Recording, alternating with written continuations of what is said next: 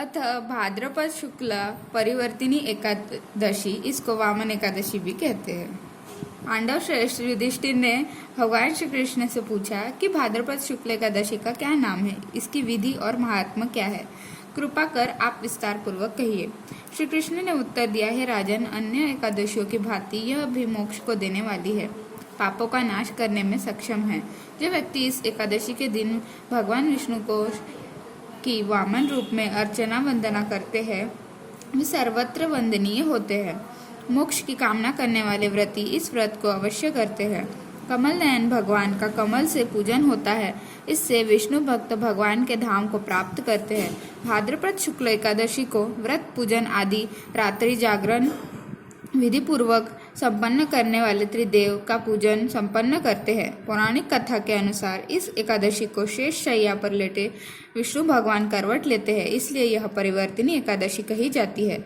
भगवान श्री कृष्ण के वचन सुनकर युधिष्ठिर ने प्रश्न किया कि हे मधुसूदन, भगवान विष्णु किस प्रकार सोते हैं और करवट लेते हैं, किस तरह राजा बलि को बांधा और वामन रूप रखकर क्या क्या लीलाएं की। हरिशयनी एकादशी के बाद विष्णु भक्त का क्या कर्तव्य होता है, कृपया विस्तार पूर्वक कहिए। भगवान श्री कृष्ण बोले, हे राजन, मैं इस वृत्तांत को प्रस्तुत करता हूँ।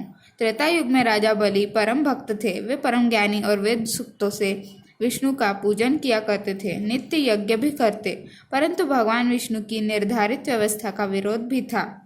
राजा बलि ने इंद्र आदि देवता के साथ स्थान जीत लिए थे।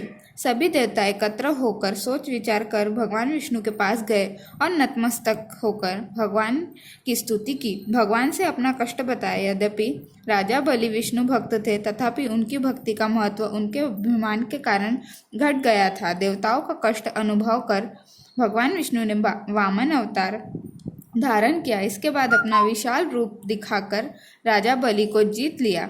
राजा युधिष्ठिर ने प्रश्न किया कि हे जनार्दन, विष्णु ने वामन रूप धारण कर उस बाहुबली दैत्य को किस प्रकार जीता। श्री कृष्ण कहने लगे, वामन रूपधारी ब्रह्मचारी बालक के रूप में विष्णु ने महादानी बलि से 3 पग भूमि की याचना की।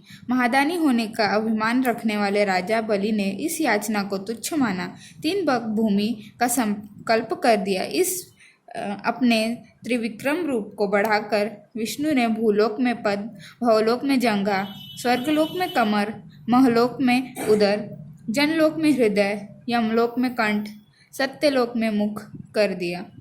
मस्तक इससे भी ऊपर था।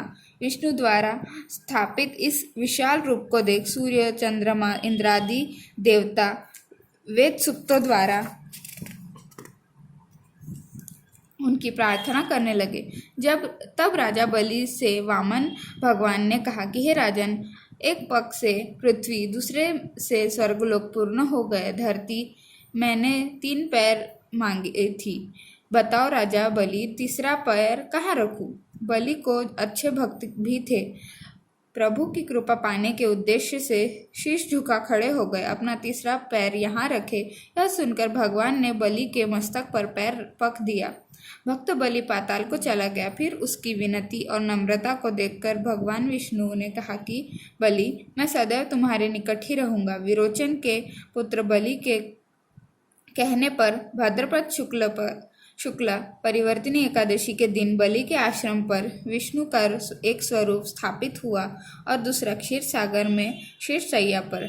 हे राजन, इस एकादशी को भगवान शयन करते हुए करवट लेते हैं, इसलिए तीनों लोकों में स्वामी भगवान विष्णु का उस दिन पूजन करना चाहिए। तांबा, चांदी, चावल और दही का दान देना होता है।